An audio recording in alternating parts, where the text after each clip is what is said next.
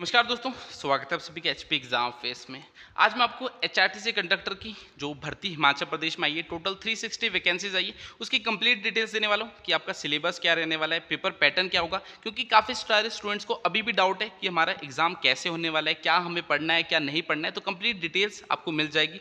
और आप सभी को पता है, अभी पीछे कुछ दिन पहले ही जो HPPSC है, उसने एक रिजेक्शन लिस्ट भी निकाली थी कंडक्टर की। उसमें उन बच्चों के नाम थे जिन्होंने जो है फीस सबमिट नहीं की थी। तो HPPSC ने उन्हें 1 हफ्ते का टाइम दिया कि आप फीस सबमिट कर दो या फिर कुछ प्रूफ दे दो कि आपने जो फीस है वो सबमिट किए हैं। तो इससे पता लगता है जो HPPSC है वो जल्दी से जल्दी एग्जाम कंडक्ट कराने की तैयारी में है। तो ये एकलौता एग्जाम भी हो सकता है जिसे HPPSC कंडक्ट कराएगी, क्योंकि आप सभी को पता है कि जो HPPSC है वो क्लास 1 और क्लास 2 के एग्जाम कंडक्ट कराती थी, मगर HPSSC की भंग करते ही जो क्लास 3 एग्जाम्स कंडक्ट करने की रिस्पॉन्सिबिलिटी थी वो भी HPPSC को गवर्नमेंट ने दे दी। मगर अब हाल ही में न्यूज़ आई है कि न्यू एजेंसी बनाई जा रही है। तो न्यू एजेंसी है जो बनेगी, उससे ही आगे गवर्नमेंट का प्लान है कि क्लास 3 की वैकेंसी हम उस न्यू एजेंसी से ही करवाएंगे। तो हो सकता है ये एक लौती ऐसी क्लास 3 की जो एग्ज़ाम है जिसे HPPSC कंडक्ट करेगा।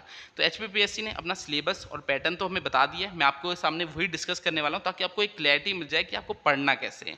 और साथ ही मैं आपको कंडक्टर का जॉब प्रोफाइल भी बताऊंगा। काफ़ी सारे स्टूडेंट्स हमारे भी जो है पिछली बार कंडक्टर का एग्जाम क्वालिफाई कर चुके हैं और आज कंडक्टर जो है बन चुके हैं। तो उनसे मैंने थोड़ा फीडबैक लिया कि जो जॉब है वो कैसी है, क्या प्रॉब्लम फेस करने को मिलती है। तो वो सारा जो एक्सपीरियंस है उनका वो मैं आपके साथ इस वीडियो के लास्ट में शेयर करूँगा। तो सबसे पहले जो मेन चीज़ है आज की वीडियो की वो है पेपर पैटर्न। तो पेपर पैटर्न आपको बता देता हूँ।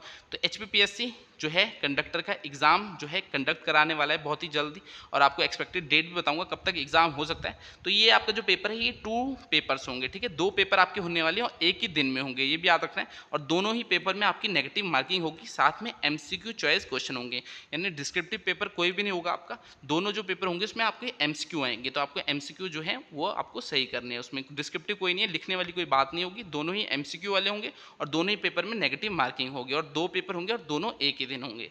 जो पहला पेपर होगा ये आपका एक क्वालिफाइंग पेपर होगा और दूसरे पेपर से आपकी मेरिट बनेगी। तो पेपर 1 का पहले आपको क्लियर कर देता हूँ। आपको 1 घंटे का टाइम मिलेगा।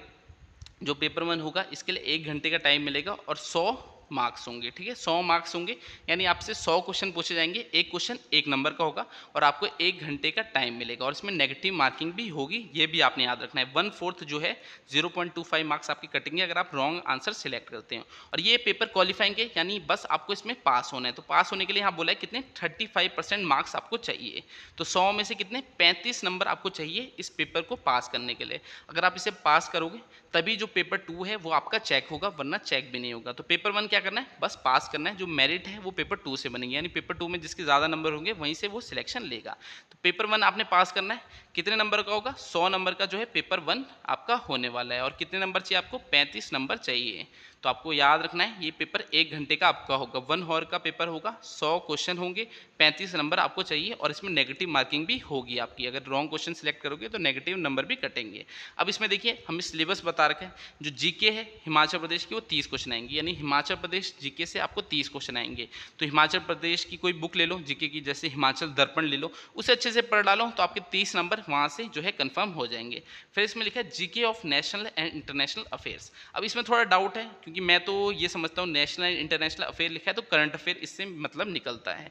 बाकी इंडियन जीके भी डाल सकते हैं, ये चीज़ थोड़ी सी अभी डाउट में, मगर करंट अफेयर तो आपका डन इसमें आने वाला है। तो 30 क्वेश्चन आपके करंट अफेयर के आएंगे। बाकी इंडियन जीके भी डाल सकते हैं। बाकी जो इन्होंने लाइन लिखी है कि general knowledge of national and international affairs, इससे तो करंट अफेयर ही जो है मीनिंग निकलता है। तो करंट अफेयर भी एक इंपॉर्टेंट चीज़ है आपकी पेपर 1 के लिए, तो वो भी आपको पढ़नी है। और पिछले 1 साल तक के करंट अफेयर आपसे पूछ सकते हैं। तो 30 क्वेश्चन करंट अफेयर के आ सकते हैं, और इसमें थोड़े इंडियन जीके के क्वेश्चन भी हो सकते हैं। थोड़ा सा डाउट है इसमें जो आपकी स्टेटमेंट इन्होंने दे रखी है।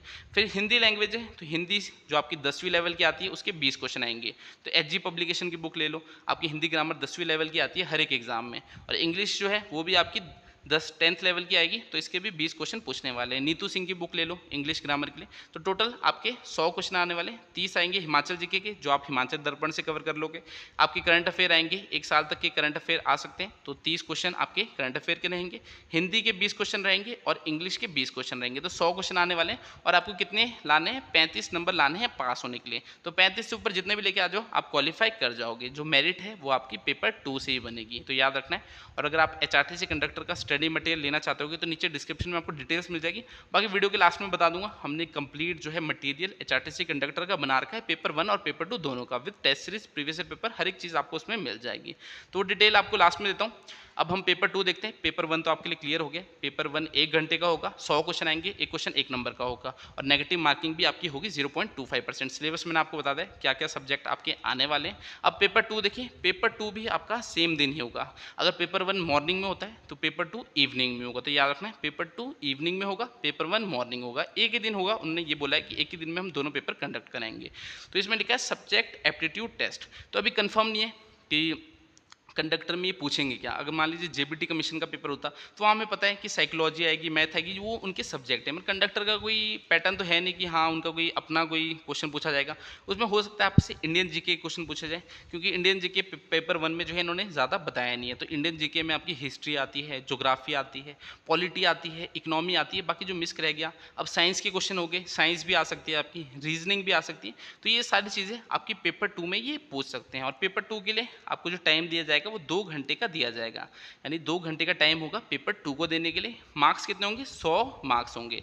तो आपके 100 ही क्वेश्चन इसमें पूछे जाएंगे और आपके 100 मार्क्स होंगे, यानी एक क्वेश्चन 1 नंबर का होगा। 2 घंटे का आपको टाइम मिलेगा। अब मैंने आपको बताया पेपर 2 में हो सकता है आपसे क्या पूछेंगे, इंडियन जीके। इंडियन जीके में हिस्ट्री आ गई, ज्योग्राफी, पॉलिटी, इकोनॉमी, ये सब आ गया आपका। साइंस वाला पार्ट हो गया, साइंस में आपकी फिजिक्स, केमिस्ट्री, बायो सारी चीज़ें कवर होती हैं। रीजनिंग होगी, रीजनिंग भी जो आपकी पेपर 2 में ये पूछ सकते हैं। बाकी डेफिनेटली इन्होंने बताया कि अभी इन्होंने बोला था कि हम टाइम टू टाइम बताएंगे। जैसे यहाँ लिख रहे हैं syllabus to be decided by the commission from time to time. तो टाइम टू टाइम पता नहीं कौन से टाइम पे बताएंगे, तो अभी तक तो इन्होंने बताया नहीं। बाकी वैकेंसीज आपकी जल्दी जो है फिल करने वाले हैं, यानी एग्जाम ही जल्दी से जल्दी लेने वाले हैं, क्योंकि रिजेक्शन लिस्ट इन्होंने निकाल दी है। तो अब तो इनको बस एग्जाम की डेट ही निकालनी है और कुछ नहीं करना है। तो ये सब चीज़ें आपकी रहने वाली। और जो आपकी मेरिट है वो किससे बनेगी? पेपर 2 से बनेगी। तो याद रखना है। अब यहाँ पर देखिए मैंने हाईलाइट कर रखा है, both the papers will be conducted on the same day. तो ये जो इनकी नोटिफिकेशन आई थी उसमें लिखा था कि दोनों ही पेपर एक ही दिन में लिए जाएंगे, एक मॉर्निंग में होगा, एक इवनिंग में होगा। तो ये याद रखना है, दोनों ही पेपर एक दिन में होंगे। पहला पेपर बस क्वालिफाई करना है, दूसरे से आपकी मेरिट बनेगी। दूसरे पेपर के लिए 2 घंटे का टाइम मिलेंगे और 100 क्वेश्चन आपके आने वाले हैं, तो वो 100 मार्क्स के होंगे। तो ये आपका जो है पेपर पैटर्न रहने वाला है। और आपको बता देता हूँ, दोनों ही पेपर में जो है आपकी नेगेटिव मार्किंग होगी। तो इसमें लिखा भी है, नो कैंडिडेट सिक्योरिंग 0 और negative marking paper 2 shall from part of the merit list. तो मेरिट लिस्ट में वो बच्चा नहीं आएगा जिसके पेपर 2 में 0 मार्क्स हो या नेगेटिव मार्क्स हो। तो इससे पता लगता है नेगेटिव मार्क तो तभी होंगे जब पेपर 2 में भी नेगेटिव मार्किंग होगी। तो याद रखना, दोनों ही पेपर में आपकी नेगेटिव मार्किंग होगी। और जो मेरिट है वो किससे बनेगी? Highest marks secured in the paper 2। तो पेपर 2 में जिसके सबसे ज़्यादा नंबर आएंगे वहाँ से आपकी मेरिट बनेगी, वहीं से आपकी सिलेक्शन होगी। पेपर 1 तो बस आपको क्वालिफाई करना है, 35% नंबर उसमें लाने हैं। तो याद रखना, पेपर 2 से ही आपकी मेरिट इसमें बनने वाली है। तो ये सारी चीज़ें थी पेपर पैटर्न से रिगार्डिंग। बाकी जो ये पीडीएफ है ये भी मैं आपको डिस्क्रिप्शन में दे दूंगा, इसे डाउनलोड कर लेना, एक बार खुद भी रीड कर लेना। कभी कभार मैं बोल रहा होता हूँ, बता रहा होता हूँ, कुछ चीज़ें छूट जाती हैं, तो अगर आप एक बार खुद रीड करोगे तो आपको ज़्यादा चीज़ें आपके लिए क्लियर हो जाएगी। बाकी मैं कोशिश कर रहा हूँ सारी चीज़ें आपको बता सकूँ। अब इसमें देख रहा है, अगर पेपर 2 में ही मान लो दोनों स्टूडेंट की एक जैसे नंबर आ गए, तो फिर क्या होगा? फिर पेपर 1 देखेंगे, पेपर 1 में किसके ज़्यादा नंबर है। मान लीजिए पेपर 2 में मेरे भी 60 नंबर है, दूसरे बच्चे के भी 60 नंबर है, तो फिर उन पेपर 1 के नंबर देखेंगे दोनों के, फिर वहाँ से वो सिलेक्शन लेंगे। तो ऐसा बोल रखा है, अगर पेपर 1 में भी सेम होंगे तो वो एज देखेंगे, किसकी एज ज़्यादा है उसको सिलेक्ट करेंगे। अगर एज भी जो है बराबर होगी, फिर उसके बाद क्या देखेंगे? उसके बाद क्वालिफिकेशन देखेंगे, क्वालिफिकेशन किसकी ज़्यादा है, यानी क्वालिफिकेशन जिसकी ज़्यादा होगी उसे सिलेक्ट करेंगे। तो ये सब इन्होंने चीज़ें इसमें बता रखी है। अब जो मैंने आपको पेपर पैटर्न था वो अच्छे से बता दिया। HPPSC में आपका कैसा एग्जाम होने वाला है, 2 पेपर होंगे, दोनों एक ही दिन में होंगे, दोनों में नेगेटिव मार्किंग होगी। पहला पेपर पास करना है, दूसरे में जो है आपकी मेरिट बनेगी। अब एलिजिबिलिटी बता रखी है, तो ये तो पहले की बात है जब भरना था, अब तो एग्जाम डेट ही आनी है। आपको बताया सबने अप्लाई कर लिया है। पिछली बार जब HPSSC के थ्रू भरा था तब जो एक अखबार में आर्टिकल आया था उसमें बोला था 44,000 बच्चों ने भरा है। तो ऐसा मुझे याद आ रहा है कि 44,000 बच्चों ने भरा है। फिर HPPSC की वापस जो है नोटिफिकेशन आई, तो इस बार तो शायद 50,000 के ऊपर बच्चे हो गए हैं। तो 360 पोस्टें और 50,000 के ऊपर बच्चे जो हैं उन्होंने अप्लाई कर रखा है। तो कॉम्पिटिशन बहुत ही हाई है इस बार, और ये एकलौता एग्ज़ाम भी हो सकता है जो HPPSC कंडक्ट करेगी। मैंने आपको बताया है, क्योंकि अब न्यू एजेंसी बना रहे हैं, तो जो आगे की नोटिफिकेशन है वो न्यू एजेंसी के थ्रू ही निकालेंगे। तो फिलहाल तो आपको कंडक्टर का जो पेपर पैटर्न है थोड़ा बहुत आपके सामने क्लियर है कि आपका एग्जाम कैसे होने वाला है। तो कंडक्टर की एलिजिबिलिटी क्या होती है, 12वीं पास होनी चाहिए आप और 15 डे का एक फर्स्ट एड कोर्स करा होना चाहिए। तो ये सब चीज़ें तो आपने करी होगी तभी आपने अप्लाई किया होगा।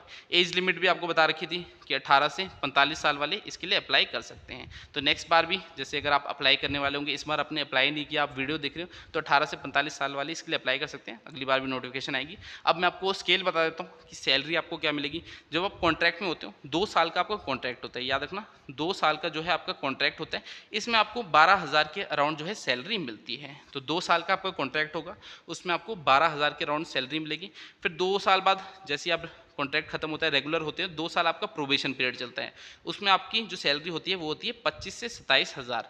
वैसे तो फिलहाल 27,000 कुछ मिल रही है जो कंडक्टर जो रेगुलर हो चुके हैं, मगर अभी ओपीएस में आ गए। आपको पता है ओपीएस जो है कांग्रेस सरकार ने ला दिए, तो ओल्ड पेंशन स्कीम में थोड़े से पैसे वो कटवाते हैं, जैसे 2-3 हज़ार जो उनकी इच्छा होती है वो कटवाते हैं। तो 25 से 27,000 के बीच में उन्हें सैलरी मिलती है जब वो रेगुलर हो जाते हैं 2 साल बाद। तो टोटल 2 साल कॉन्ट्रैक्ट, 2 साल रेगुलर होके 4 साल जब उनको हो जाते हैं तब उनके कन्फर्म ऑर्डर आते हैं, यानी प्रोबेशन उनका खत्म हो जाता है। तो टोटल 4 साल बाद जो उनकी सैलरी है वो 35 से 37,000 हो जाती है। बाकी फिर उसके बाद हर साल जो है इंक्रीमेंट मिलता है, उसी से बढ़ती है। तो टोटल 4 साल बाद जो आपकी सैलरी हो जाएगी वो 35 से 37,000 के अराउंड हो जाएगी और उसके बाद हर साल आपकी जो है इंक्रीमेंट ही लगेगी, फिर आपकी वैसे सैलरी बढ़ती रहेगी। तो 4 साल में आप देख सकते हो सैलरी जो है अच्छी हो जाती है। फिर सिलेक्शन प्रोसेस मैंने आपको बताया 2 पेपर होंगे, इंटरव्यू, डॉक्यूमेंटेशन सब सरकार ने खत्म कर दिया क्लास 3 पोस्ट में। तो अब 2 ही पेपर होने वाले हैं। पेपर 1 क्वालिफाइंग है, पेपर 2 से आपकी मेरिट बनेगी। फिर आपके डॉक्यूमेंट्स वेरीफाई करेंगे कि जो आपने 12th के सर्टिफिकेट दिए वो ठीक है, 10th के सर्टिफिकेट दिए वो ठीक है। तो आपके जो है डॉक्यूमेंट्स उनको वेरीफाई करते हैं, ज़्यादा कुछ नहीं होता। जब आपकी मेरिट बन जाती है, उसकी सिलेक्शन हो जाएगी, फिर उसका डॉक्यूमेंट वेरीफाई करेंगे और आपको जो है पोस्टिंग वो देंगे। अब जॉब प्रोफाइल जो मैंने हमारे स्टूडेंट्स लगे हैं उनसे जो फीडबैक लिया, तो उन्होंने बताया जैसे आपकी ज्वाइनिंग हो जाती है तो आपको हिमाचल प्रदेश में 30 डिपो हैं, उनमें से कोई भी डिपो मिल जाता है। तो ऐसा नहीं कि आप मंडी हो तो मंडी के डिपो मिलेंगे, आपको कांगड़ा के डिपो भी दे सकते हैं। 30 डिपो हैं हिमाचल प्रदेश में, तो आपको कहीं के भी जो है डिपो दे सकते हैं। जैसे जोगिंद्रनगर में डिपो है, मंडी में अलग है, सरकाघाट में अलग है। तो ऐसे आपके 30 डिपो हैं पूरे हिमाचल प्रदेश में, तो कोई भी डिपो आपको दे सकते हैं ऑल हिमाचल में। बाकी थोड़ी सी अगर आप म्यूचुअल टाइप कराओ कि हाँ वो बंदा यहाँ आ जाए वहाँ आ जाए, तो उससे थोड़ी एडजस्टमेंट आप करा सकते हो। बाकी स्टार्टिंग में तो कोई भी आपको डिपो दे देंगे, बाद में एडजस्टमेंट करा के आप अपने डिपो में भी आ सकते हो, तो वो बात की बात है। और स्टार्टिंग में आपकी 15 दिन की ट्रेनिंग होगी, उसमें आपको बताएंगे कि टिकट कैसे काटनी है, क्या क्या रूल्स एंड रेगुलेशन आपको फॉलो करने हैं बस में। और जो आपकी ड्यूटी होती है वो 30-31 डेज मतलब पूरा महीना ही आपकी ड्यूटी होती है, तो इसमें कोई छुट्टी नहीं होती। जो आपके हॉलीडेज़ होते हैं जैसे संडे हो गया, सेकंड सैटरडे हो गया, ये आपके जमा हो जाती है, इनको आप बाद में काट सकते हो। वैसे तो आपको पूरा महीना ही जो है वो ड्यूटी करनी पड़ेगी, रोज़ ही आपकी ड्यूटी लगती है। मगर जो आपके हॉलीडे जैसे आपने अगर संडे को काम किया तो वो आपके ऐड हो जाते हैं, तो आप उनको मान लीजिए आपके संडे ऐड हो गए, साल में 52 संडे कुछ होते हैं, तो वो आपके ऐड हो जाएंगे, बाद में आप उनकी छुट्टी काट सकते हो। तो वो ऐड होंगी आपकी छुट्टियाँ, आप उनके एक साथ जो है उनकी छुट्टी काट सकते हो। मगर ऐसा नहीं कि संडे वाले दिन आपकी ड्यूटी नहीं होगी, संडे वाले दिन ड्यूटी करनी पड़ेगी। अगर पहले लिख के दोगे कि हाँ इतनी मेरी छुट्टियाँ होगी, इन्हें जमा कर रखा है आपने, तो ये मैं काटना चाहता हूँ, तब आपको हॉलीडे दे देंगे। बाकी पूरा महीना ही काम करना पड़ता है। कैजुअल लीव कितनी मिलती है? साल में 12 दिन आपको कैजुअल लीव मिलती है। जब आप पक्के हो जाओगे यानी रेगुलर हो जाएगी, कॉन्ट्रैक्ट में अर्न लीव नहीं मिलती। जब पक्के हो जाते हैं उसके बाद अर्न लीव 30 दिन मिलती है। ये हर एक एम्प्लॉय को मिलती है हिमाचल प्रदेश में, चाहे आप किसी भी डिपार्टमेंट में हो गवर्नमेंट के, तो 30 दिन अर्न लीव मिलती है। और ये जमा करोगे, जैसे अगर आप इसको 300 दिन तक आप जमा कर सकते हो, तो जब भी आप रिटायर होगी तो 300 दिन की जो सैलरी है वो आपको मिल जाएगी, यानी 10 महीने की सैलरी आपको उस टाइम मिल जाएगी। तो 300 दिन तक अर्न लीव जो है जमा की जा सकती है, बाद में उसका तो काटते ही है मैक्सिमम स्टूडेंट। और 10 जो है आपको मेडिकल लीव इसमें मिलेगी।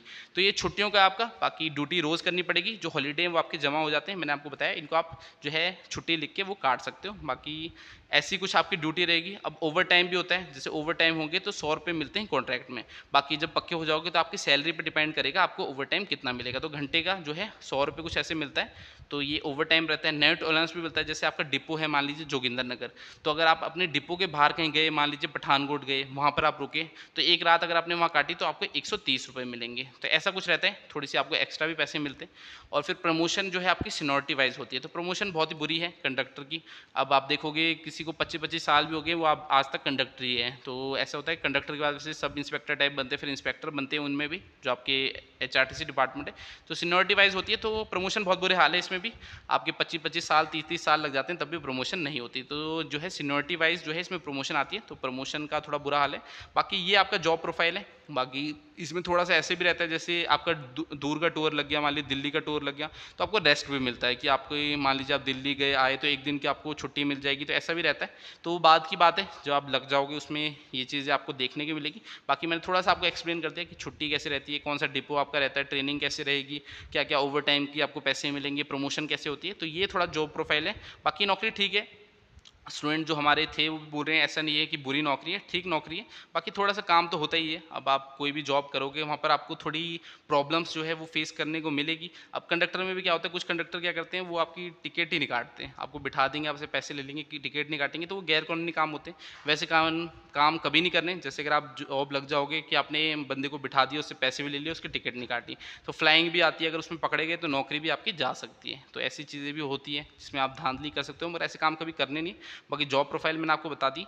अब मैं आपको एग्ज़ाम डेट बताता हूँ। जो इसकी एक्सपेक्टेड डेट है वो है अक्टूबर तक। अभी आपने देखा 31 अगस्त तक का टाइम दिया उन्हें, जो रिजेक्शन लिस्ट वाले थे, कि वापस जो आप फीस है उसे सबमिट कर सकते हो या कोई प्रूफ दे सकते हो। तो एक्सपेक्टेड तो ये है कि सितंबर में कोई एग्ज़ाम डेट निकालेंगे और अक्टूबर तक जो है वो एग्ज़ाम कंडक्ट करने की कोशिश करेंगे। तो ये सब इनका प्लान हो सकते हैं। अक्टूबर तक जो है आपका एग्ज़ाम हो सकता है कंडक्टर का। तो मैंने पेपर पैटर्न तो आपके लिए क्लियर कर दिया। बाकी कोई भी डाउट होगा तो आप ऐसा करना, कमेंट में कमेंट करना, जो यूट्यूब का कमेंट सेक्शन है वहाँ कमेंट कर देना। वहाँ मैं आपकी जो भी क्वेरी होगी उसे सॉल्व करने की ज़रूर कोशिश करूँगा। और अगर आप हमसे स्टडी मटेरियल लेना चाहते हैं तो एचआरटीसी कंडक्टर का कंप्लीट स्टडी मटेरियल आप हमसे ले सकते हैं। पेपर 1 के हमने जैसे हिमाचल जीके के डिस्क्रिप्टिव नोट्स हैं, एमसीक्यू नोट्स हैं, करंट अफेयर्स आपको मंथली मिल जाएंगे, हिमाचल के भी मिल जाएंगे, इंटरनेशनल और नेशनल लेवल्स के मिल जाएंगे, इंग्लिश मिल जाएगी, हिंदी ग्रामर मिल जाएगी। टेस्ट सीरीज भी हमने पेपर 1 की बना रखी है। पेपर 2 के लिए मैंने आपको बताया इंडियन जीके में जैसे हिस्ट्री, ज्योग्राफी, पॉलिटी, इकोनॉमी, वो सब चीज़ें कवर है। साइंस हमने कवर की है, रीजनिंग कवर कर रखी है, मिसलेनियस हो गया, और इसकी भी आपको टेस्ट सीरीज मिल जाएगी। तो ये पूरा पेपर जो है हमने कवर कर रखा है। स्टडी मटेरियल जो इसका पूरा है वो आपको मिल जाएगा। तो डिस्क्रिप्शन में डिटेल्स दे रखी है स्टडी मटेरियल की, या फिर आप इस नंबर पे मुझे व्हाट्सएप कर सकते हो 7018186561 पे। आपको मैं स्टडी मटेरियल की डिटेल्स दे दूंगा। अगर आपको बाय करना होगा तो आप यहाँ से बाय कर सकते हैं 7018186561 पे। और नीचे हमारे ऐप का लिंक भी दिया है, तो वहाँ से अगर आपको कंडक्टर का कोर्स बाय करना होगा तो भी आप कर सकते हैं। बाकी मैक्सिमम स्टूडेंट्स तो हिमाचल में ऐसे जो काफ़ी टाइम से तैयारी कर रहे हैं, तो उन्हें तो कोई प्रॉब्लम आएगी नहीं, उन्हें तो कोचिंग की ज़रूरत भी नहीं है, क्योंकि इतना टाइम हो गया, 2-2 3-3 साल हो गए तैयारी करते करते, तो तैयारी तो बहुत अच्छी चली है उनकी। बाकी गवर्नमेंट जो है वो वैकेंसी निकाल रही, ये ज़्यादा प्रॉब्लम है, क्योंकि 7-8 महीने हो गए वैकेंसी हिमाचल प्रदेश में नहीं आई। तो तैयारी तो बहुत अच्छी चली है स्टूडेंट्स की, मुझे पता है। तो होप करते हैं कि अक्टूबर तक जो है कंडक्टर की भर्ती आ जाएगी। बाकी कुछ भी श्योर नहीं है। अब मैं भी कुछ थोड़े गैस लगा रहा हूँ, थोड़ा आपको एक्सप्लेन करने की कोशिश कर रहा हूँ, मगर कुछ भी श्योर नहीं है। ये सब गवर्नमेंट के ऊपर है, एचपीपीएससी के ऊपर है, ये क्या करते हैं। मगर इतना टाइम हो गया, वैकेंसी आई नहीं है, तो कुछ ना कुछ तो इनको करना पड़ेगा, क्योंकि स्टूडेंट जो है वो परेशान हो गए। अब अगर नहीं करेंगे तो आगे पता नहीं क्या क्या स्टूडेंट थोड़ा कुछ ना कुछ तो करेंगे ही, क्योंकि इतना टाइम हो गया है तैयारी करते करते, और अपॉर्चुनिटी नहीं उनको देंगे तो उसका कोई फ़ायदा नहीं है। तो एक्सपेक्ट करते हैं कि अक्टूबर तक आपकी वैकेंसी आ जाएगी।